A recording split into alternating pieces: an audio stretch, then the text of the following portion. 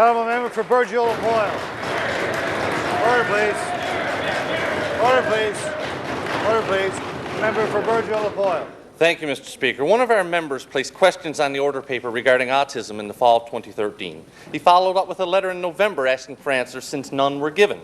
In January, the minister wrote our MHA and said the request would need to go through ATIP.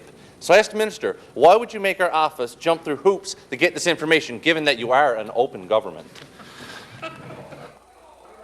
The Honourable Minister of Health and Community Services. Thank you, Mr. Speaker. Thank you, Mr. Speaker. Mr. Speaker, I stood in the House yesterday and answered 4 or 5 questions on autism, and I'm quite prepared to do it again today. So whatever the questions are, let's have them. The honourable member for Burgeo-La Poile. Again, the minister spoke yesterday, but answers might be a different way of putting it. The requested information about autism asked for 6 numbers.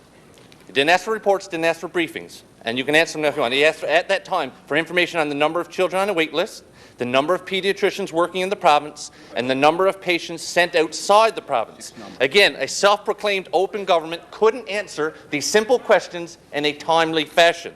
So again, now that you claim to be open, will you continue to release this information instead of forcing us to go through ATIP? The Honourable Minister of Health and Community Services. Thank you, Mr. Speaker. Mr. Speaker, I don't have those exact numbers here with me, but I'd be happy to have those and to give them to him on the next day. Well, Mr. Speaker, if I don't have them here with me, I don't know how he expects me to give him the exact numbers today. But as I said, I'm happy to get him those numbers, and I'll certainly respond to the question on the next day. Order, please.